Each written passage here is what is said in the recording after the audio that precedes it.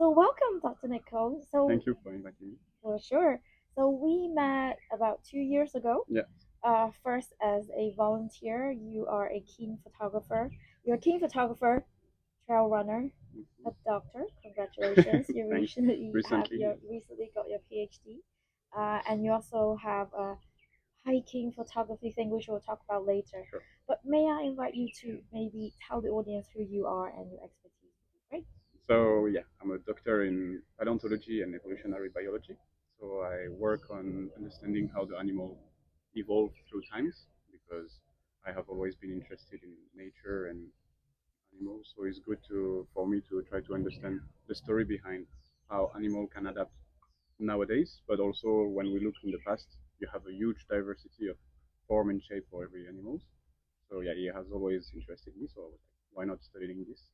So how did you get started? So when you were very little, is that where and what you Yeah, grow up? you Is know, there something it's inspired you? well, I don't know for Hong Kong kids, but in Europe, when you're like 5 years old, at least for my generation, we're all big fan of dinosaurs. So it's something that you have in your head when you're kids. You're like, oh, I would like to be explorer or working for dinosaurs. And growing up, you change a bit the path. But when you need to start university, I was like, I'm good at school. There is a path that can study dinosaurs. Why not train it? And I did, yeah, my bachelor degree in geology and paleontology in master degree. And that's how I started learning about animal evolution, all the process. Ah, cool. But why Hong Kong? I must say, compared to France, probably we don't have such a diversity of animal. I think today we're very lucky to be here to be in nature inside home. But what brought you to Hong Kong? Well, first of all, between France and Hong Kong, I think, yeah, in terms of total species, you will have maybe more in France. But Hong Kong, even if it's a small surface, because it's subtropical weather, you have a lot of diversity in comparison. So no, it's still really great for diversity, and I encourage people to learn about it. But yeah, what brought me to Hong Kong is that I arrived 4 years ago, and I don't know if you remember what was 4 years ago. The Ah, COVID. yes, So the 4 years ago, legendary. looking for a contract for research, either in Europe or in America or something, was really difficult. And yeah, I got the chance that someone was interested in my profile for Hong Kong, so the opportunity. You know where Hong Kong was before you come. Yeah, but I had no idea for the nature. I see. And how have your experience been, your 4 years doing your PhD so far in Hong Kong? It was okay, but like as you know now, I moved outside of the city because at the beginning I was living like all the foreigners arriving in Hong Kong on the island, but now I move on next to the Kaduri farm in the new territories. So yeah, now I'm in a peaceful place with nature around every day. So Mhm. I'm enjoying my time in Hong Kong. Fantastic. Um, so back to the topic today, ahead of Buddha's birthday. Mm-hmm. Maybe we dive straight into it. Sure. Um, so a lot of people traditionally believe that releasing animal will bring them good luck, good Mm-hmm. karma. Based on my understanding, there will be different categories of animals that they do that, from birds to frogs to turtles and seafood as Mm-hmm. well. Um, on a high level, what negative impact does it impact our environment and the animals? Yeah. So to put it in context, basically, the series is a Buddhist celebration where, like you say, you release the animals in the wild because you think you will give them freedom. You will put them back to the wild to give them access to nature. And offering this to nature give you good karma and good luck because you're doing something great. The problem is, yeah, for the environment and even for the species that you're releasing, it's terrible for different reasons. For example, when you release the animal that do not believe there, for example, you say the birds or the turtles, but most of the species that we find in the markets here are probably not from Hong Kong. They are not native species here. So releasing them, you can enter in competition. So the animal will face the other species in the wild, in the river. For example, if we talk about a freshwater turtle, in the river she will be in competition with other species, and then she might not find resources. So the turtle for which you think you will give her freedom, maybe in 1 week later she's already dead because she doesn't find resources. The other option is she can find resources and she's actually, for example, bigger than the native species. And then at that point, this turtle will, by competition, will kill the local biodiversity. So it's another problem because the species you decide to be giving freedom here that doesn't belong there will in fact kill many other turtles locally. And you can also, because we can talk about this later, but with all the transportation of those animals from country to country, obviously you carry also pathogens and disease that once in the wild, the local species never face it.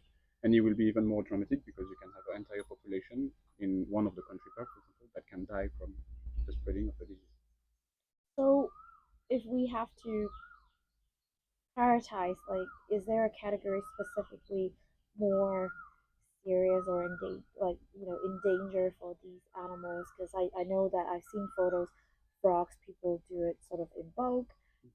I've actually seen a case where I think there's snapping turtle in Hong Kong that's attacking normal regular turtle in Hong Kong and things like that. Like, is there a specific category of animals that's really threatened by this phenomenon? I think any exotic animal that you bring to the wild, even sometimes if it's a species that is native to Hong Kong, but because you change the balance in the ecosystem, you will definitely impact. And as you say, when people release as a bulk, like for fishes, if you have a tank with like let's say 50 or 100 fishes of like 10 centimeter each, and you release them all together in the reservoir, they will definitely eat a lot of the resources allowed for the other species, and then yeah, again, one of the species will die no matter what. Yeah, it's definitely bad. And then one of the aspect that you mentioned earlier is the trade sort of aspect of it. Of course, like people see goldfish street and then in Mongkok and the bird market and so on and so forth. Can you expand a little bit more about that? You know, specific for this occasion. Um, how what's the negative chain effect? So yeah, that's the double negative effect of the Buddha birthday. Is just that people will think first about the release that cause problem, but you also have the sourcing of the animal. Like I said, most of animals doesn't come from Hong Kong, so you need to find them somewhere. And then you're killing the biodiversity where you're poaching illegally, for example in Vietnam or in China, where you will collect those animals from the wild and you will put them in the market in Hong Kong. So first of all, they were free in the wild and happy, and they arrive in the market because for your occasion in Buddha birthday, you want to buy them. So if you don't buy it, well, Hong Kong people know it. If you don't have demand, you won't have supply. So it's really a simple process. Like if people don't do this mercy release, people will slowly stop to provide those animals, so to let them in the wild. And in terms of exotic pets, you have a lot also of farms where those animals never grew in the wild. They are like born in cages or in like as you said in Mongkok, for example, you can open like plastic drawers where you will have a lot of small turtle like piling each other, and they spend their entire life there. So yeah, it's a question also of do you really think it's a good way of treating animals to be like in plastic bags and in plastic drawers, or yeah. So just for the your action of mercy release, does those animals merit the life to stay Yeah. in cage? So your advice would be, first of all, leave them alone in nature, let them do their thing, Yes. is even more kind than collecting back by them, transport them miles away, and then release them, and then eventually they die. Indeed, the best way to, if you really want to respect nature and you love animals, because yes, there is, some people will be like, no, but once I have it, for example, as a pet, even if we exclude the release, but even having exotic pets at your home, people will be like, oh, but I will treat them really well, like if it was my son or my daughter. The point is, if you really like them, it's like a relationship. If you really like the person, just let it go, let it be with his life and live without it. If you want to see wildlife, go to the rescue center. We have here, for example, Cadbury Farm. Yes. That is an excellent center for rehabilitation and rewilding animals because accidents happen even without pets. A barking deer, for example, can cross the road and get injured. So we put it at Cadbury Farm. Or, for example, snakes. A lot of people in Hong Kong have snakes at home. So once those snakes are caught by SPCA or any organism like the police, they are generally brought to Cadbury Farm that will check if they are apt to go back to the wild because they are not injured or have diseases, and then they are back to the wild after a few weeks or something like this. So if you want to see wildlife, there is many occasions, and you don't have to like buy animals like if they were like purchased in Taobao or something. Yes, I definitely have heard that teenagers or kids, they're at the age that, oh my goodness, this bearded dragon or this snake, it's so cool. And then it's compared to a cat or dog or whatever, the price is lower. That's why the purchase of the trade of exotic pet is also terrible for the animal itself, um, as well as for the environment, because by the time that they're bored, they're like, okay, I don't want it, and then put this exotic pet, which could be from, I don't know, Latin America or somewhere, and then back in Hong Kong, and then to your point, they disrupt the native population. So I hear that you are also an expert in bats. Yes, I did one research in master degree and all my PhD about Why bats? that. Often, What's it with dinosaur? How did we go from and dinosaur to bats? often people ask me why bats, and especially Yes. when I came here during COVID. Yes. You can imagine that Yes. when a foreigner arrived in Hong Kong during COVID and saying I work on bats, people are wondering why I'm curing the COVID or something. No, actually, I didn't really choose bats. It's more like the topic chose me. Okay. Because when we were in our master degree in France, the first topic was a list of different research programs, and we have to pick. But it was one. Well, there was enough program for enough students, so there was no choice actually. We had to attribute one topic per person. Oh, so they allocated. They allocated okay. one So topic bat per chose person, you. and Bag chose me, Bat chose. Okay. and that's also allowed me to have this contract, as I said, because I was struggling finding something during the COVID. But actually, the person in Hong Kong was happy to have someone already with experience on that. Okay, I must have a confession apart from Batman. I don't know if I'm a fan of bat, and I don't know if I know much about bat. I think I heard people say, "Oh, these are fruit bat or whatever," but bats in Hong Kong. I know that there's lots of bat maybe in Southeast Asia in caves. What about Hong Kong? Can you give us an overview of bats in Hong Kong? First of all, you have bats everywhere in the world except Antarctica. They are one of the more distributed group in the world and really diversified. I will give you a guess. How many species do you think there is in Hong Kong? A rough number. Under 30. Yes, 25.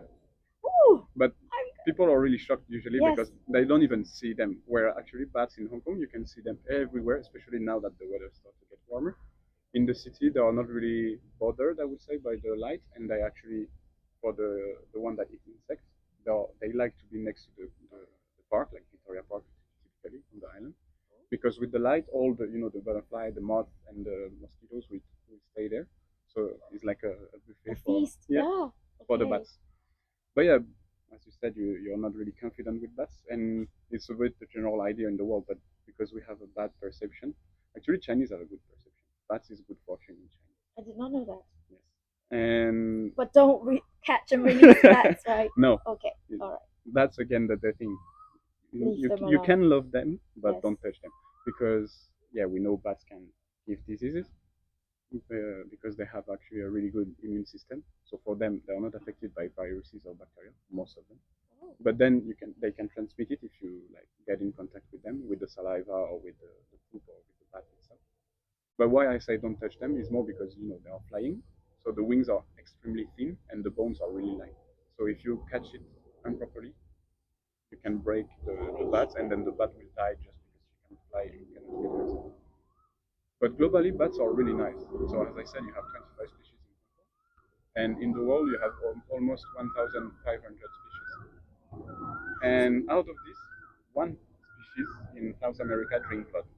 All the others will never attack humans. So there's no blood drinking bat. That's why Hong Dracula Kong. and everything is really. Okay, so we're safe. So what do they add to the ecosystem? They are actually really good for the ecosystem and even for us. The one that, as I said, eat insects or moth, they will regulate the spread of, for example, diseases like the dengue fever in Hong Kong. That is a serious so they eat thing. Mosquitoes. They will eat the mosquitoes. So first of all, it's good for us. We can have more time outside without mosquitoes. But also, in terms of distribution of disease, it's good to prevent that. And for the one that you call fruit bats, so there is two main groups in bats that eat fruit bats. You have the big one that you see, for example, in Australia, mostly. And you have also smaller sizes that are more located in Americas. But in Hong Kong, we have a few of those species, like you said, in Southeast America and distributed in Hong Kong and China. And those ones, they are really good for the environment because they will pollinate flowers. they eat the pollen and they eat the fruits. So either they pollinate flowers like the bees, or when they eat fruits, on the it's like or the birds or something with the poo, Yes. the seeds Will will help will be pollinate, yes. they will help disperse the seeds everywhere, and then the crops will grow again and everything. So for example, in America they did a study a few years ago to calculate the impact of bats if they lose all bats in America. Well, in the United States of America, Yes. and they were losing like trillions of dollars just because of the crops not being pollinated by the because you have okay. some places in US where you have millions of bats in one colony. So when they all go out at night, they pollinate all the flowers, but also the one eating the bugs.